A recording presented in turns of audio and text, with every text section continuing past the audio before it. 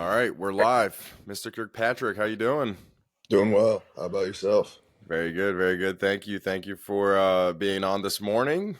Um, you threw at the MLK Day, so our pro day at Ascent. I think it was last Monday, right? It was. How you been since then? How was it? Tell us about that experience a little bit. Yeah, I really enjoyed it. Hadn't been to Ascent before. Um, Love checking it out. Great spot, obviously. Really nice facility. Um, Thought I threw pretty well. So happy with the experience. Long drive through the snow there, so that was definitely that part of the experience wasn't so fun. I mean, it was literally snowing for like the whole 9 hour trip. But once we got there safely, it was a good trip. Yeah, yeah, I thought you threw pretty well too. So yeah, tell us a little bit about your journey, where you're at. I saw you went at the pro day at Tread as well. hmm Obviously, I'm sure you're trying to, get a job in professional baseball. So where did that start? How did you end up, in the position you're in right now? Yeah, so for me, right, like came out of high school, like I was I guess I was like you're like average like mid major D1 kind of recruit, except I probably had better stuff than the average guy and a little bit worse command. So not even a little, probably a lot worse command. Went through college, didn't really throw too much. Scouts knew who I was, but it wasn't like something where they were gonna draft me until I got some innings and showed that I could, consistently be in zone. So uh, transferred after my junior year. Well, I graduated and then So where'd you go? Western Carolina, and Okay. then transferred to University of Indianapolis. Okay. So, went there, and then University of Indianapolis became a starter. Uh, through Still didn't have that much success personally. We did make it to the World Series. That was a cool experience, but basically, then I'm like waiting for the draft. People are saying, they think I'm going to get drafted or whatever. But, I didn't have that great a year. So I was like, not sure, kind of just hanging out. And then, you know, kind of got the idea to play in the draft league. So call my agent and I'm like, hey, you think I can get in the draft league? He's like, yeah, let's do it. So then he made a call. I got in the draft league, played there, pitched really well. I was like, all right, that was a good showing right before the draft. Hopefully something happens. Mm-hmm. Nothing happened. So I went back to the draft league for the second half, pitched really well. Um, Stuff was really good, best it had ever been. In zone more than ever. Still didn't really hear anything, so kind of was like, all right, this off season I'll just you know prepare for independent ball or if I get a free agent sign, whatever. Um, and I was like, obviously I'm going to try to throw in all the big pro days. So went to Tread, did that. That was a great experience. And then the Ascent Pro Day, and now we're here. That's pretty much it. Yes, sir. Yes, sir. So you're from North Carolina. Where do you train down there? Kind of all over the place. Yeah.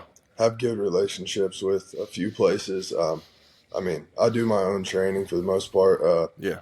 Obviously, took some stuff from Tread for sure.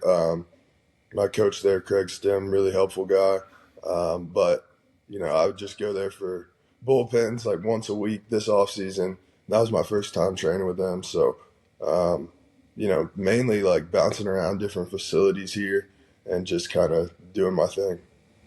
That's awesome. That's awesome that you're able to do that and train different places, get different ideas, and develop great relationships with the people there. So yeah, that leads me on to you're saying you're doing your own training stuff, and you recently, right, started a remote training business. hmm Where did that come from? Where did that uh, will to like help people get better, showing that you can do it at a pretty freaking high level yourself. How'd that happen? Yeah, so I mean, that's kind of always been something I've been interested in since I started playing. Right, like I was 14 when I started taking pitching seriously, and like I'm gonna try to research everything I possibly can. I got super addicted to it. Probably hurt me in the short term. Some of my coaches like to say it definitely hurt me in the short term, because I was like that guy that was like trying this, trying that, whatever I saw on, the Yeah. internet. And I was that guy. So, you don't really want to be that guy, but what that helped me with was, one, I tried everything. So it's like, all right, now I have a deep understanding of like how to actually apply this stuff, if it works, if it doesn't. Now that trial and error process had a lot of error, right? So like, Yeah. obviously, I wasn't always doing the right thing, but I got to understand like, okay, what is the right thing? How do I implement this? Is this worth, you know, doing? What is the place we can apply this? Does it even have a place we can apply? Stuff like that. And so went through high school and college doing that, right? And so maybe you butt heads with people occasionally, but like for the most part, try to just be respectful. Everybody, like, coaches try to do their thing too, but you want to. It's your own career, so it's like you want to. At least for me, I wanted to know like why I was doing everything I was doing. I want to know its purpose, and so as I aged, right, I got like a little bit more mature with that. But I definitely it was very like hands on, my own career kind of thing, and so now it's just like, all right, well, I feel like guys are asking me questions and stuff, different teammates. I've helped guys out, and it's like, I could do this. I think I'm ready to do this, as like an actual business. And it's like, kind of came at the perfect time, you know what I mean? College ended. And so I was Yeah. like, let's start it up. And Yeah. so, I didn't, first 9 months I was doing it, I was training like four guys. Yeah. It Um, takes a while. yeah, it took a while. And then, now it's like I'm full. So it's like, just kind of, kind of how it's progressed. But basically, it just seemed like uh, the next best move. Ironically, people would think like, oh, but now you're not like focused or whatever. That's not the case in the slightest. For me, my career has only improved playing wise once I started helping others. It took me outside of myself, right? Like I'm no longer so focused on selfishly on my own career. It's like, nah, I'm worried about like other people, helping other people, making sure they succeed. And it took a little bit of pressure off me in a way, which is an interesting thing that I didn't really expect going into it. Um, Secondly, obviously, as I'm researching, making sure everything's right for these guys, it's like I'm learning stuff for myself too. So, talking it out with guys like, oh, you're having mental game struggles. This is, what's worked for me. It's like a reminder to myself. It's like, you know what I mean? Like, it kind of has really helped my own career too, which is something I didn't expect. Yeah, that's a great point. I would totally be in that same boat with you. That's what I was doing before I came to Ascent. Had my own little, stuff going on remotely, and it was very similar in terms of like, okay, I'm gonna be fully dedicated to help these guys get better, and then as I'm doing that, it's like slowly kind of forget about what I'm doing, and the way I would coach these guys was way better than the way I would coach myself, and then I'd kind of catch myself like, oh shit, like I can just do that, and then Yeah, I'd come back to the field, and then once you start applying some of the principles you're kind of preaching for to these guys, it's like, oh, I'm way better now. Like I'm pounding the zone and VO's better. So yeah, it was definitely similar results that happened. And I think, like you said, taking the focus away from yourself all the time, man, it gets grueling. Like, especially if you've been doing it for a while, like you said, started experimenting, and then you're always kind of self conscious and this and that, and you're trying to move in a certain way. And then once you start trying to help other people, it's like, how do you tell that guy to stop being in his head? Well, you tell him like, all right, bro, like go ahead and have fun. And then you're like, oh, I can do that too. exactly. And then you Exactly. start doing it and you start, ripping and throwing the best you've ever thrown ever. Obviously, you throw pretty hard. So that I'm sure that helps too in the process. How important is it for I don't know how to frame this, but I was talking about it with Keller at Ascent yesterday. Like the fact that you're able to do what you teach at a very, very high level gives you a lot of credibility, whether you're a good coach or not. And I think you're really a good coach, and that's why I'm having you on here. But um, there's also a lot of guys that will throw very hard and just they'll say that they can coach because they throw very hard. People will most Right. likely believe them more than like a guy like me that throws 90 on his best day. Um, so there's also a lot of credibility and that goes behind that. And I think athletes can take away some things that, like, somebody like me has not experienced. Even though I have experienced a lot, there's still that part of like throwing fucking gas that, like, Yeah, not there yet. So that's why I'm personally trying to ramp up this year, regardless of my playing status. But no doubt. yeah. What are some of the things you're saying you experimented with everything? So what are some of the things that you did that worked and that you still to this day practice and do to help you throw hard and throw strikes and perform well?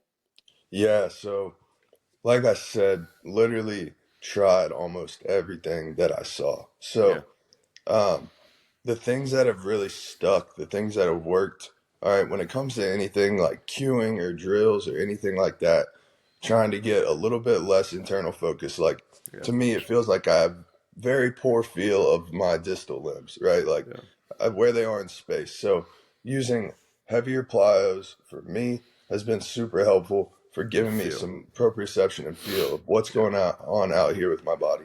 And then trying to cue anything, any kind of changes I'm trying to make. If I have to get internally cued with it, if that's something that I have to do, and now I feel like I can do that a little bit, but I try to stay away from as much as I can. It's going to be proximal. So like, how is my spine moving, right?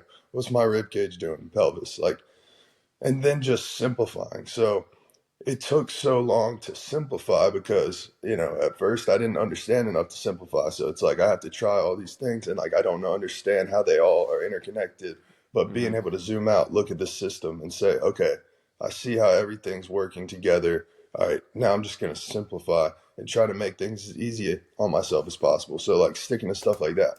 Okay, from a mental performance standpoint, right, like I really struggled terribly with that. Like I told you, my college career wasn't very good. All right, Hmm. a lot of that was mental. It was, you know, riding the roller coaster of emotions, and that's something that I get to talk about with athletes all the time, and it's so fun. So it's like breathing, right? Knowing who I am, what's my identity on the mound, stuff like that. Once I started figuring that out about myself, now it's like, okay, I can figure that out about other athletes too and help them. Because at the end of the day, if you don't know who you are or who you need to be up there, it's going to be really, really hard if you're trying to do something different every time. So now there's a consistent like personality, there's a consistent routine to that. Um, Hmm. from the lifting side of things, that's progressed and evolved kind of as I have. So, I mean, Hmm. for a basic guy, like it just needs to be pretty basic, right? Like, when you're in high school, early in college, pretty untrained, whatever, it's got to be about output, right? It's got to be about Yeah. strength, power, speed, and then just getting some mobility. But now it gets a little more complex, right? We're trying to like worry, like I'm thinking about concepts like timing axial loading. I'm thinking about concepts like tendon stiffness. I'm thinking about things like this. I'm thinking about, okay, how strong can I get at in range? Because at the end of the day, like, is what's holding me back the fact that like I need to vertical jump, like up my vertical jump, improve it from like 35 inches to 37. And I need to like split squat instead of 405, I need to split squat 450. Or is it like, no, I just need to get, like, I have the strength, I have the speed, I have those components. It's like now I just need to get as strong as humanly possible in these vulnerable ranges. Like, what's holding me back? Is it Hmm. the fact that, like, do I need to have better grip strength? Like, no, my dynamometer reading's like 195. I'm almost maxing it out. So, like, I'm good there. It's like, but, like, could my external rotation of my shoulder, could that strength be better? Like, it's little stuff like that. And at the position that's actually applicable to the throw, right? Like these vulnerable ranges, that's been a huge part of what I've implemented. And so a lot of that is going outside of the traditional baseball realm, looking at how javelin Hmm. athletes are training, right? Looking at how gymnasts are training, different things like that. Because when it comes to physical preparation, it doesn't have to be like sports specific per se. It just has to Yeah. be like Preparating specific for. to overhead throw. Yeah. Yeah. I really like that. Would you say then that your experimental kind of phase has shifted a little bit from baseball to the weight room predominantly? Yeah, meaning I'm experimenting more now with Yeah, that side of things. Yeah, yeah, 100%. Right. I don't think you have to get too experimental with the throwing side of things. Once you know who you are, what you need yeah. to do, And once you're what pretty works. fucking good at it too, it's Yeah, it's like you throw 97, you don't yeah, suck. I don't want to like I move pretty well, right? Like Yeah, at the end of the day, now I move pretty well. So it's like I don't need to try to chase 100 right now. Like that's going to come. I'm 22. Like if I try to make some massive mechanical adjustment, it's probably going to hurt me more than it helps. For a different guy, it might be different, right? And so that's where you have to look at everybody a little bit differently, where they are in the process, how they move, things like that. Like I always look at, like I try to think of it almost like in business terms, like, you always look at the bottleneck of the business, like what's the one thing that's not allowing the water to flow, right? And hmm like that's how I'm looking at it with an athlete. It's like what's their limiting factor? What's the one thing that we can address that will now shift what the new thing is that we need to address? Like how can we put most of our resources into what's holding you back the most? And so that's the kind of thing that we're looking at. And for me, right, like experimenting, it's not mechanics for me. You know what I mean? So yeah, for me, it's probably not mechanics. For me, it's probably pitch design. And so I'm experimenting there. That's probably where I'm most experimental right now because that's the thing that I have honestly worked on the least in my career because it just wasn't important enough at that point. Like I you just had to needed throw to throw strikes. harder and throw strikes. Yeah, Yeah. that's all it was.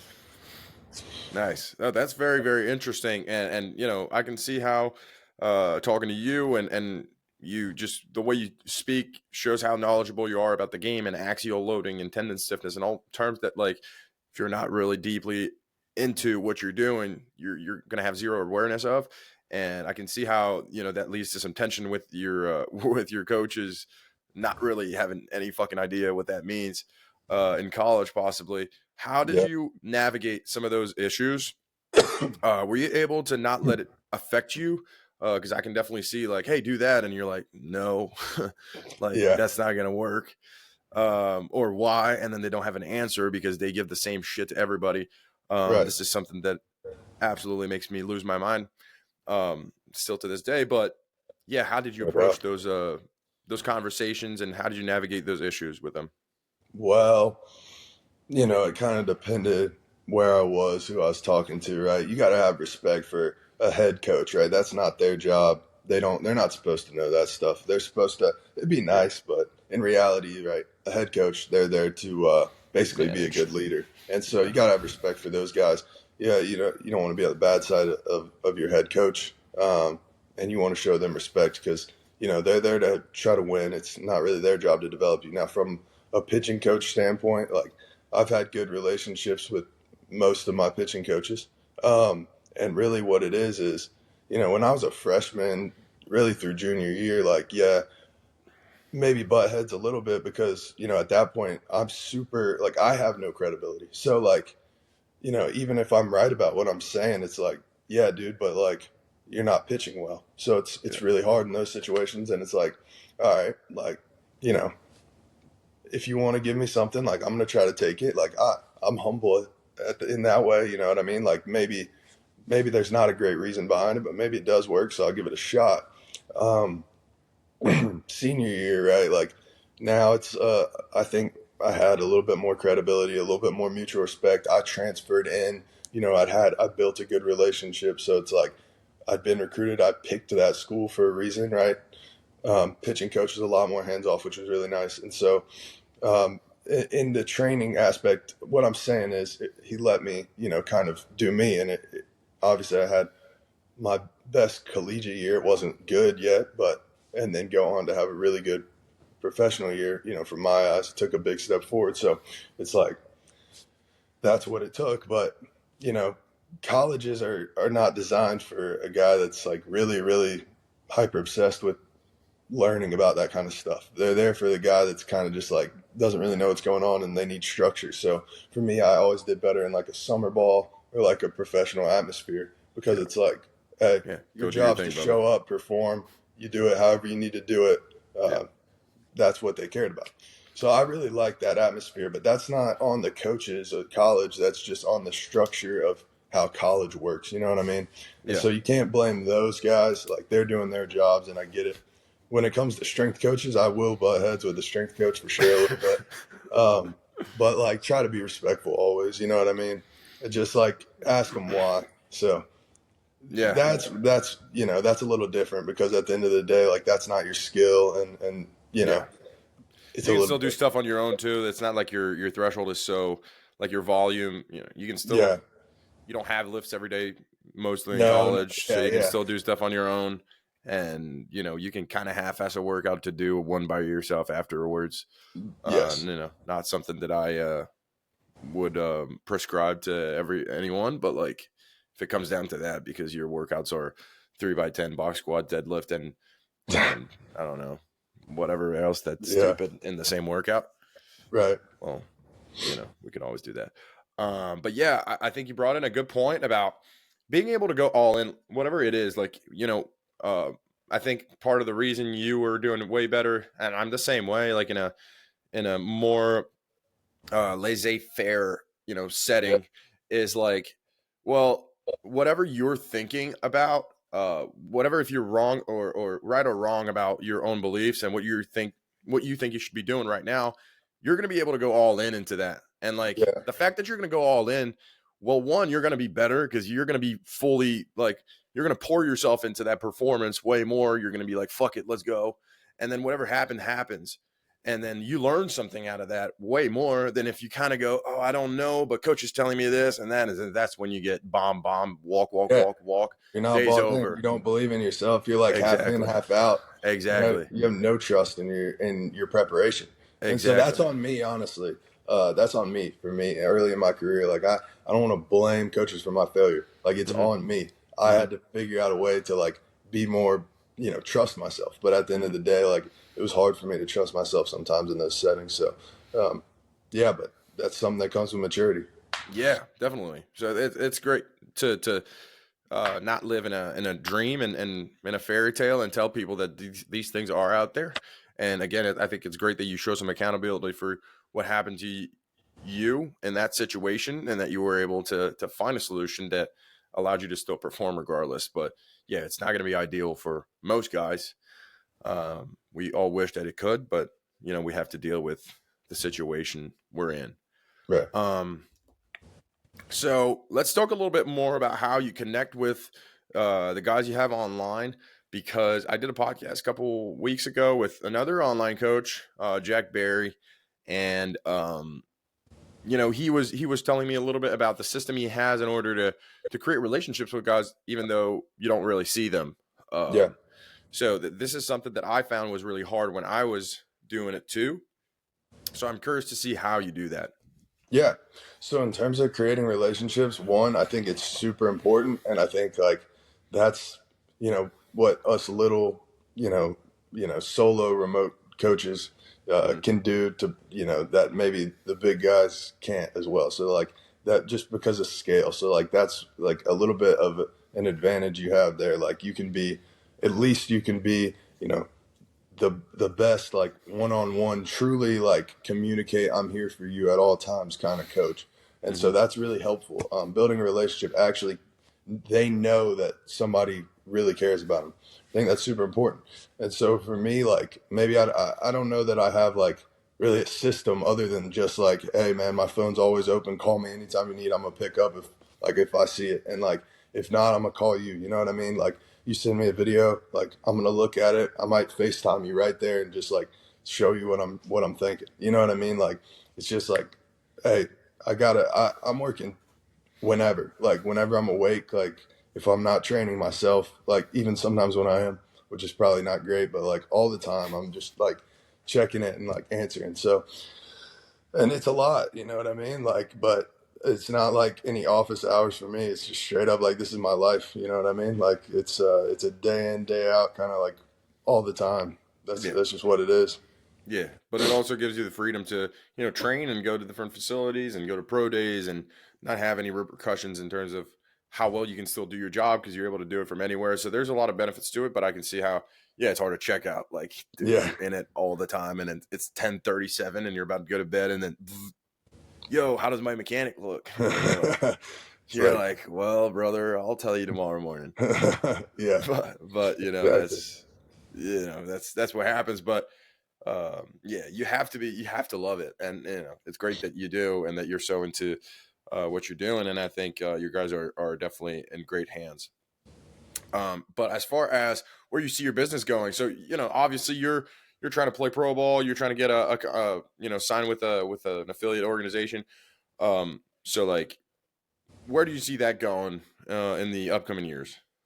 Yeah, so that's kind of just something where you gotta like walk towards the light and see what the path tells you. You know what I mean? Like Hmm. for me, I'm trying to, obviously I want to build this business, and but obviously, you know, personally, like it's always been, hey, I'm trying to be a big leaguer, so and that still remains my goal. So it's like, I'm gonna keep coaching guys, and I'm gonna keep playing, and we'll find a way to do both of them at a really high level. Like that's kind of the plan. You know what I mean? Yeah. Just be the best I can at both of those, and I don't think that, like we kind of spoke to earlier. I mean, I don't think that those are opposed. I think that they can work together and mesh really nicely.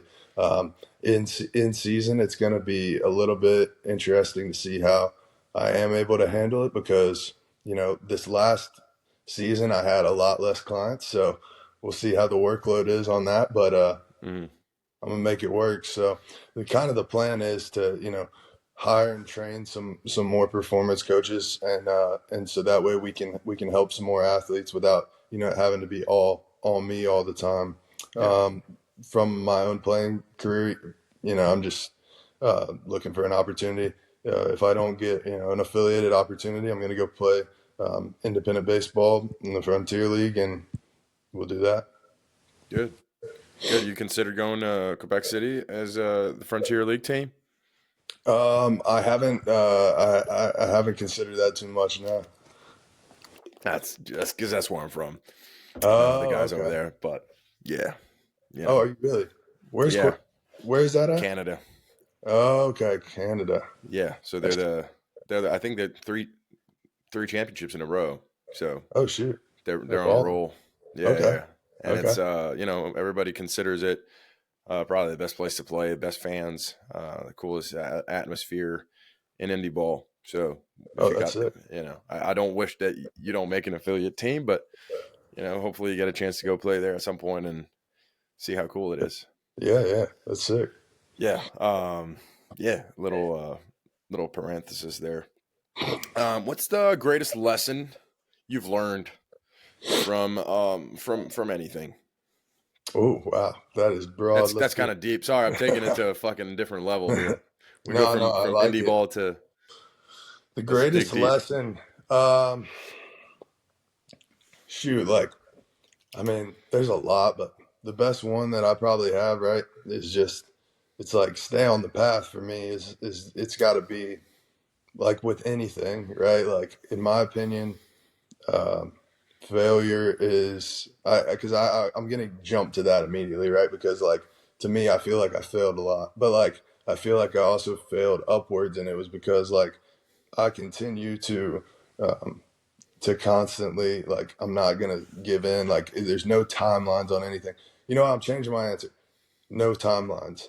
So if you truly go all in, right, with anything, it doesn't matter what it is, and you don't set timelines on stuff because yes, goals are supposed to be like smart, timely, specific, whatever they are. Yeah, yeah. But like for me, it was like, well, I don't need the motivation. Like I want it too much. It's like let's remove the timelines. It's like I'm gonna get there, doesn't matter when, and then just do what it takes every single day. And like when that results happen, they happen, but just remove yourself from them. Like you don't have to put this random external pressure of like, I gotta get drafted this year. I have to get signed this year. All these external goals that you can't control them, bro. So like, and I'm talking to myself because like it's like that's what I was doing. You know what I mean? Putting all Hmm. this stupid pressure on myself. So, and that's with anything. The best lesson that for me personally that I think could help a lot of guys. A lot of those like guys that get in the Superdome, a lot of those guys that really, really want it, right? That like I say, like the guys that are watching David Goggins are probably the ones that don't need him, and the people that aren't watching David Goggins are probably the ones that do. So like if you're a guy that really gets fired up by watching David Goggins, it's like maybe don't watch him. Just relax a little bit and like chill. Yeah. I mean, there's yeah, I totally agree with that. I think you have a great point, but also I think that a lot of guys just don't want it as bad Yeah, as they think they do.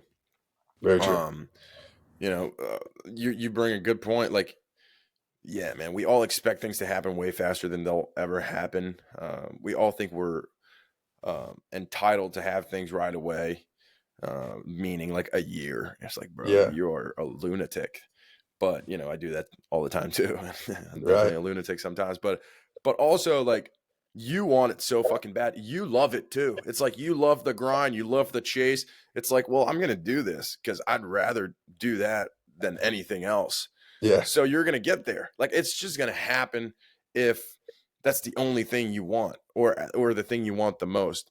But again, I think some other guys, aka me before, yeah, I want it. And it's like now I realize I didn't really want it that much. It's like I like the freedom that I have now. I like the freedom that I have coaching. I like the fact that I don't have to eat Chipotle and be on the bus for fucking 12 hours. And it's like I think that's okay too. yeah, But you have to get to that realization of like, what do I want? And I right. think a lot of young players that they've been playing forever and they don't really think about that. It's like, yeah, that's all I know, so that's what I'm gonna do. And then they wonder why they don't get results. And it's like, well, are you really all in, dude? Like, do you Yeah, really want it that bad? And I think a lot of them, sadly, is just like, I don't. And yeah, that's the ones who just kind of get off the train at some point, and they're like, yeah, man, I didn't really want it, and maybe they'll have that realization later, but so that's what I'm thinking about right now. It's like whatever that is, that doesn't mean just baseball. Whatever that means, uh, if you love, it was what's the quote? It's like the man who loves walking is going to walk further walk than the farther. one who sets it, how far he's going to Looking walk. at the destination. Yeah, Yeah. So it's like, yeah, exactly. But you got to find that thing you're willing to walk for forever, and that doesn't mean right. it's baseball. But for who it's baseball, like hell yeah, dog. Like take those timelines away and just go fucking get it. Yeah, exactly. So I mean, and to your point, like I mean that's the minority is the people that are really wanting it. Like Yeah, obviously, exactly. that's how it's going to be with anything, right? Hmm. Like that's just the reality of the situation. So when I speak to that, I'm not probably not speaking to everybody. Although the Yeah, people watching this, like if you're really in the weeds enough to really like watch this, you probably do want it. You know what I mean? yeah, But um, so it's like it just kind of depends. But one thing I saw so much. Sorry, my voice. I had the flu like right after this, Rhoda, and it's just voices no in and out. worries. Talk for long periods, but basically, like throughout my career, I saw a lot of my friends and like training partners and teammates and people that I really respected, and they did want it, but it was so, and it was in myself too. It's just easier to see in other people. You know what I mean? And Hmm. so like. Um, whenever the results were good, like they really wanted it. They were like really dream chasing. You know what I mean? They were like really, everything was locked in. Like all the supplements were dialed. The sleep was perfect. Like everything about their life was just like focused on like, whatever the goal was, big league someday, whatever.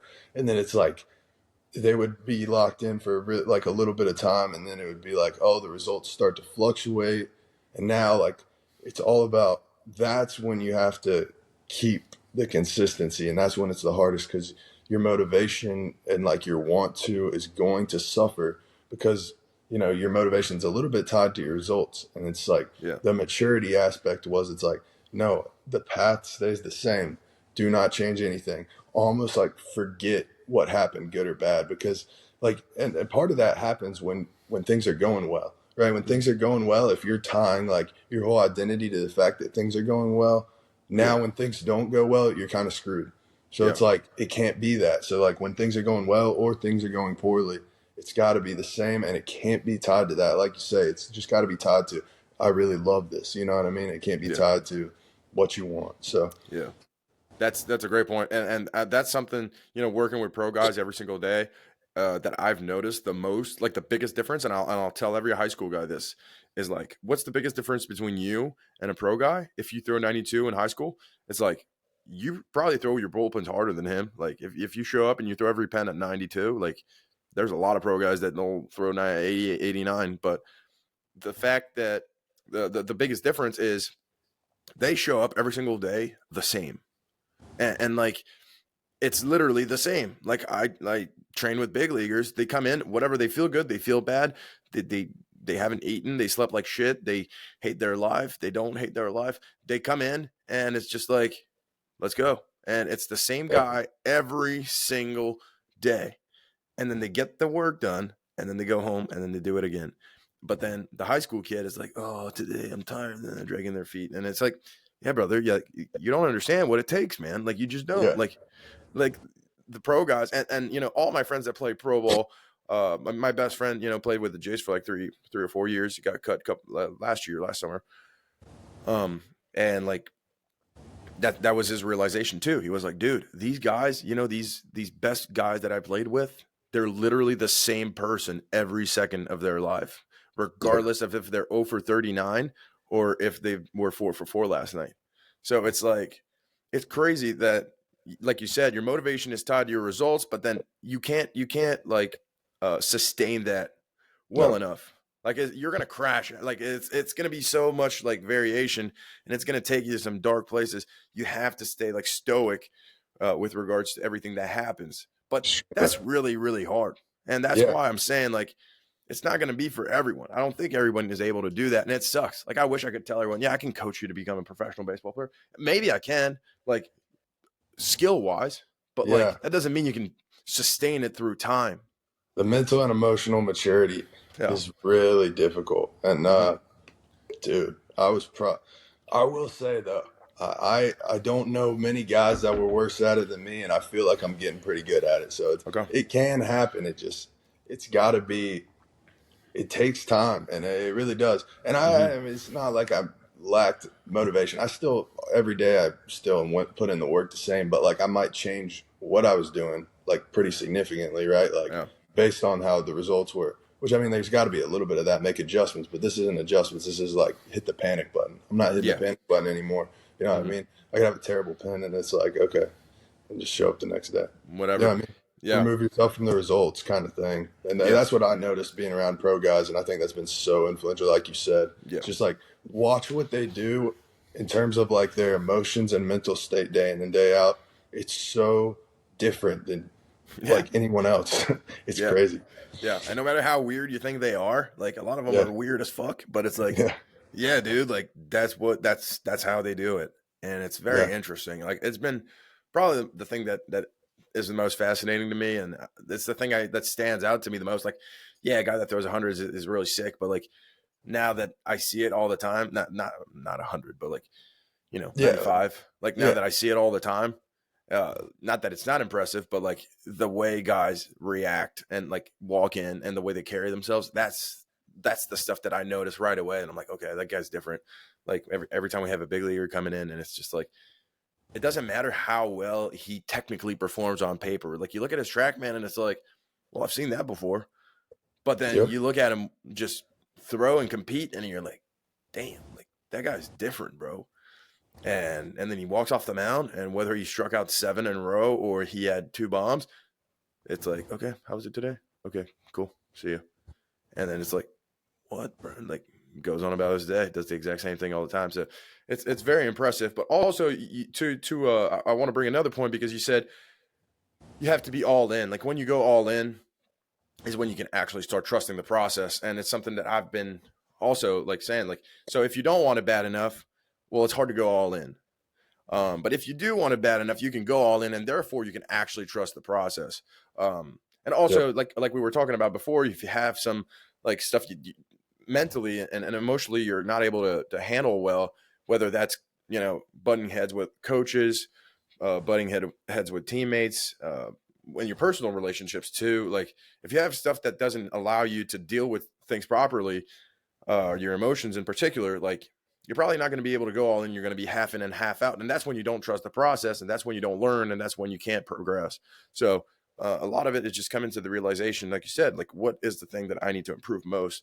And you know, I often talk about something that I did, like kind of just bury myself into training all the time because training was the thing I was the best at. You know, in the weight room, I was pretty good. Like I was lifting pretty heavy. I was always, you know, kind of like a beast, like yelling, and Yeah. everybody loved it. So, you know, when I was coming back from TJ, I was like, what am I going to do? Oh, I'm going to train like a motherfucker because that's the only thing I can do right now, regardless. And then I kind of lost myself in that. Like I lost sight of like, bro, you're not going to throw 100 if you don't throw. Like, and then I Yeah. couldn't Yeah. throw. My elbow sucked. And then guess what? I'd go to the gym and hit the gym like a monster, like forgetting that there was a lot of things mentally I had to get rid of in order to perform. No But doubt. so it's kind of my reminder to guys like, man, you got to make sure that everything aligns, that you're able to process everything for you to be in that state of mind, for you to be in that, like, okay, let's go all in. Like everything's put together for me to succeed. I can just trust the process now. Because everybody says trust the process, but it's like, you can't trust a shitty process like that you don't handle well. It's like, Yeah. in order to trust the process, you have to go all in. And in order to have to go all in, everything has to be in line. So that's one thing that I think is missing often, especially with younger athletes. It's like figure out what's actually wrong. Like literally ask yourself, like, bro, where are my biggest problems? And most of the time, and I don't know if it's most of the time, that was just for me, but like it's not necessarily going to be mechanics. It's not necessarily going to be like how you throw the baseball. Like a lot of it is mental, and a lot of it is like, okay, how do I get myself to a spot where I feel comfortable with myself? I feel like I'm in a good spot. I feel like I'm able to handle stress, whatever it is, and then I can trust the process and go forward and move on and be all in. Yeah. You know, just to speak to that a little bit, like for me, and I have a lot of my athletes do this too. Is you know, meditating sounds like kind of like I don't know out there, but in reality, it's really not. It's just Mm-hmm. like, hey, set a timer for 5 minutes on your phone. Use an app if you want to. If not, it doesn't really matter. And just like breathe and just focus on that. It's like now when you're out there on the mound, it's not a direct correlation, but first off, you just feel a little more present in your day to day if you just make that a practice. It kind of sucks, but it's like 5 minutes. It doesn't have to be that much. Mm-hmm. Now when you're out there on the mound or something, or even in your own training, it's like, okay, I can look at things from like that kind of state of like just being present and not like looking back at like what just happened or something just negative just happened. It's going to throw off exactly how I attack my plan each day.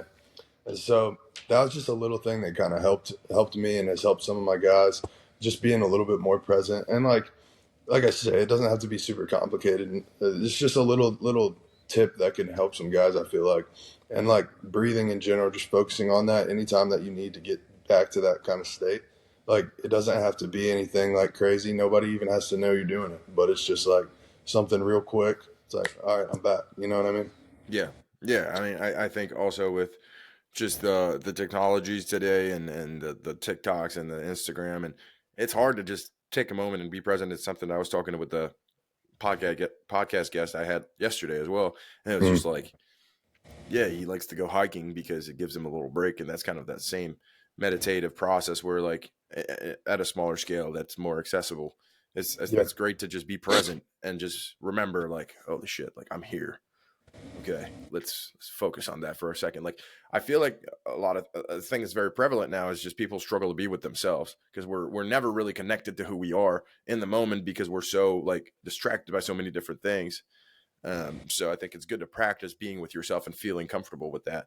Um, and I think that's a great way to do it. Like you said, if you consistently do it over time, whether it's 5, 10, 20 minutes, 2 minutes, like if you do it over time, it'll add up and definitely right. breed results.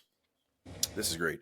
Um, Now I want to just kind of wrap things up with like how you perform and what kind of guy you are on the mound. I mean, I kind of have an idea. I kind of feel like I've gotten a pretty good feel for it now. But what's your pregame routine? How do you approach that? And how do you flip that switch and turn into, the guy you want on the mound? Yeah, so pregame routine right now, right? Like, let's go through like when we were playing every day, right? In like the summer or something like that.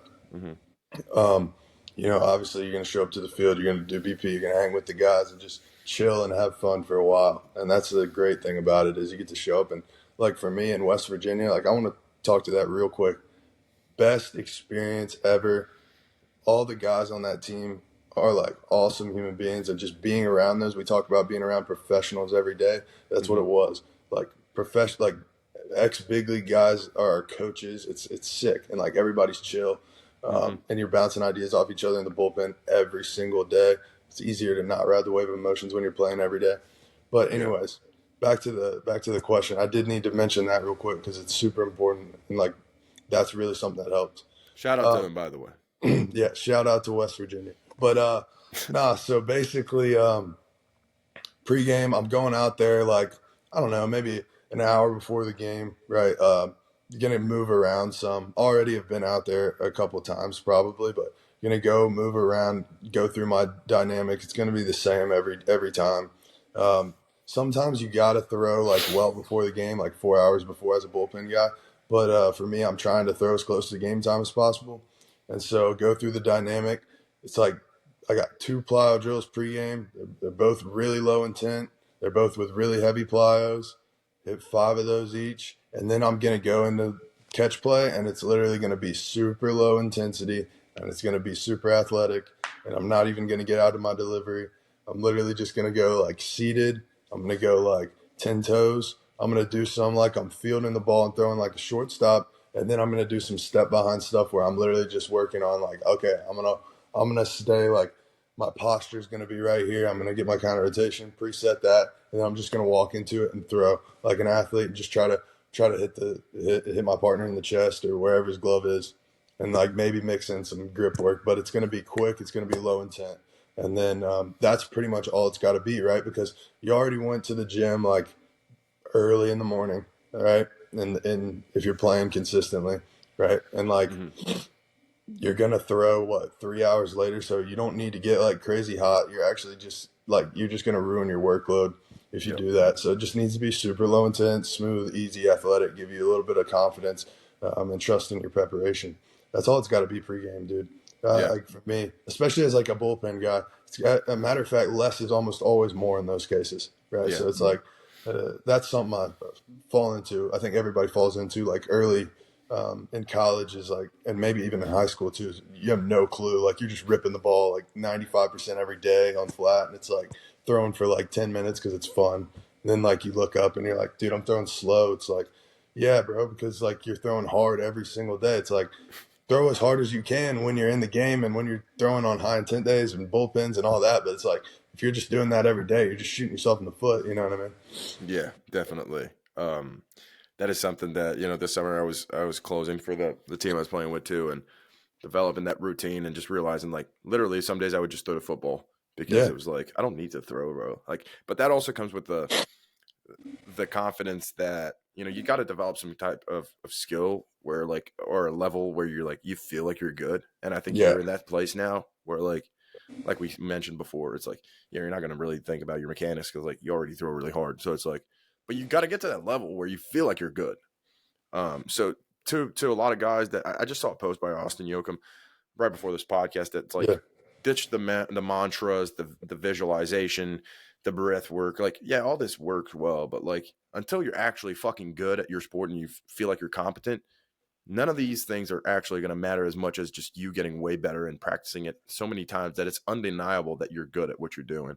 yeah, So I think that sometimes people kind of forget that these days. It's no like, yeah, doubt. there's so much information out there, and like that doesn't mean breath work and all this stuff is not good. It's more just like, bro, you throw 82. No wonder why you're trying to throw harder every time because you don't feel good about who you are right now. Yeah, yeah, exactly. Like, Well, like, that there's it's different for every athlete, right? Like the guys that are not, if you're not throwing hard enough, like that should be a priority one, in my opinion. Like, yeah, yes, you got to like throw hard accurately for sure, but like You need, if you throw 80, like you can't throw 80. Like you don't let velo be the thing that's holding you back from, whatever your goal is. Like, because in my opinion, it's super controllable. Like, yeah, it takes time, but I think it's super controllable. So it's like, just don't let that be the thing, because then if that becomes who you are, now it's going to be a little bit harder. But like, if you consistently progress, like if you're in high school, like this is a very important time, like for a lot of reasons. Like you need to be really focused. You know what I mean? Yeah, exactly. Totally agree with that. Um, and yeah, man, when the lights come on, it's a lot easier to think that you're going to strike everybody out if you're confident in your abilities. Regardless of your preparation, it's just like, dude, I throw gas. Yeah. Fuck you. Here it comes. Yeah. So yeah, I think that's a great way to close it. Jackson, thank you very much for being here this morning. It was great to talk to you, and I think it's going to be very helpful for some of the guys to listen to it. Like you said, those who are going to listen are probably going to be those who want it bad enough. Yeah. So Exactly. I hope it serves its purpose. But yeah, hopefully, man, we have a chance to see each other again soon.